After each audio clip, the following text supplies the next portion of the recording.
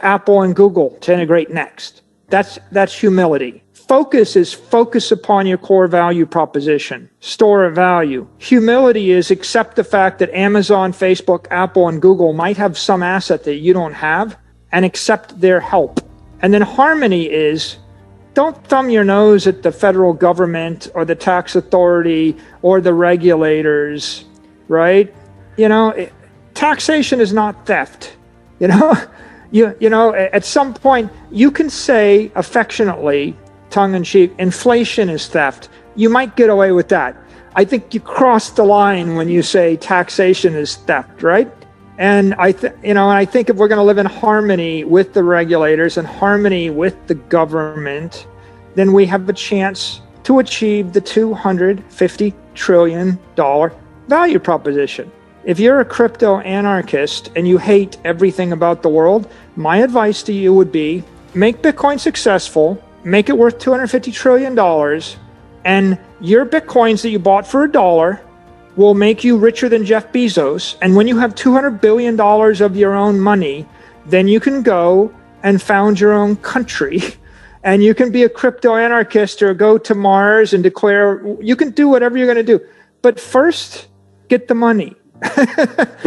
First, be successful at the one thing you can be successful.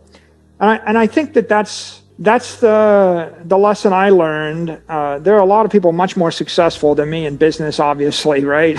Amazon, Apple, Facebook, Google. Like, it's not hard to figure out who they are. They're on the front page, right? And more power to them. I think that my experience has just given me an appreciation for focus, humility, and harmony. And when you have a good thing, like don't screw it up.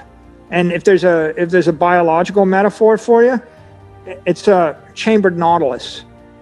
If you look at a chambered nautilus, it's nature's solution to growth under pressure. It starts small, and then it wraps around itself. It builds a shell twice as big again, twice as big, and geometrically it creates this golden triangle or golden mean.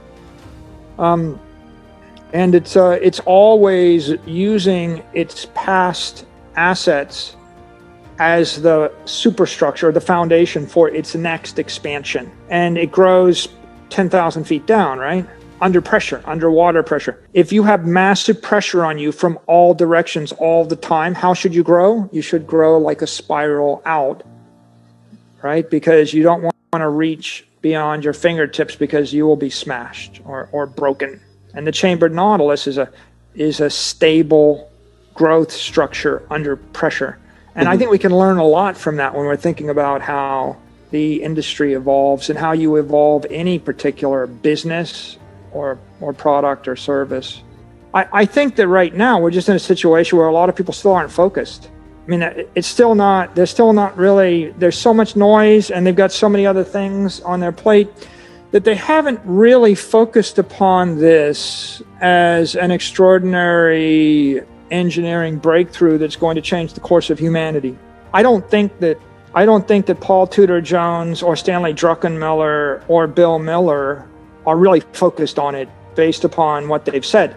They're open to the idea of it existing, but it's still in a bucket of it's a financial instrument or a hedge of some sort, but they don't really quite get it.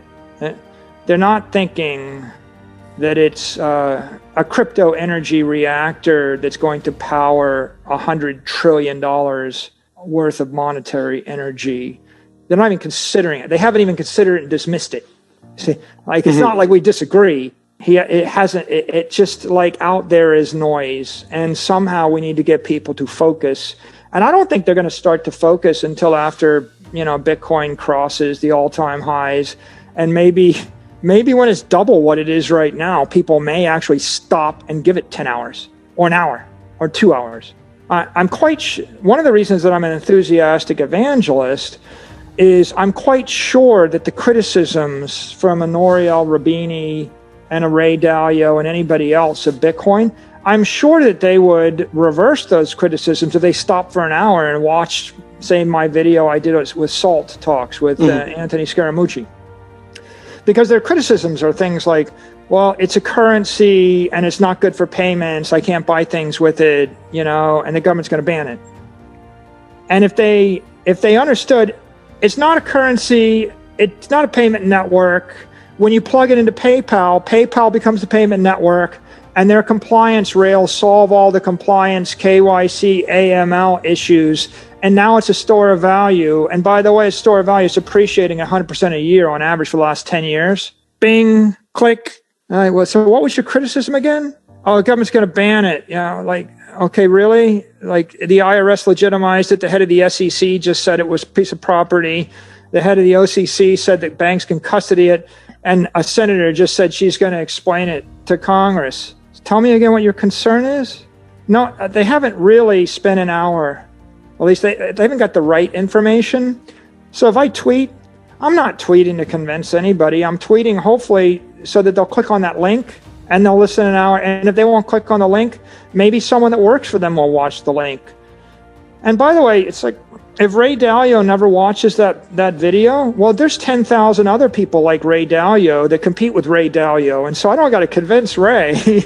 All I got to convince is anybody that competes with Ray in the world to spend an hour. And I believe that they spend an hour, then they're looking to go, oh, wow, there's $250 trillion of stuff that's fiat instruments that's debasing at 10% a year. There's one thing that's accreting at 100% a year. It's a solution to the problem that 7.5 billion people have on the planet. Oh yeah, and by the way, it'll make us billions of dollars. So now it just comes down to a simple estimate of how much of it do I want to own? 1%, 5%, 10%, 50%, 100% of my portfolio. It's that simple. The problem is they're just not even thinking about it that way yet. And we need to get their attention. And that will come bit by bit. And we had $500 million worth of cash, which is an asset, which was also a liability. Mm-hmm. In essence, it couldn't be clearer than your shareholders look you in the face and say, we don't value the cash at anything. When you have outside shareholders look you in the face and say, we looked at your company, your cash is worthless, they're sending you a message. So we had to make a decision. The obvious decision is we either give it all back to the shareholders by buying our stock back, and we leverage up the company and we decapitalize, or we we go buy another company or buy something that is more valuable than nothing, or we buy some assets.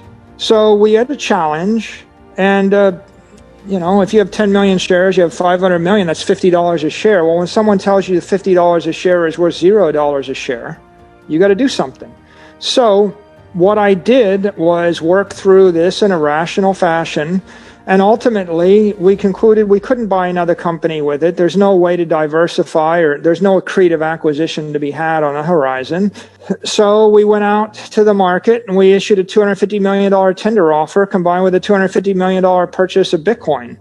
And you know the story of Bitcoin. It's like I looked at everything else and after I dismissed everything else, this is the only thing left. This is the moral hazard of shorting the dollar to leverage up the balance sheet. We found our way to Bitcoin because I thought it was the best thing for the customers. I thought it's the best thing for the employees. I thought it was the best thing for the shareholders. I thought it was the best thing for our vendors. And it's worked out so far, right?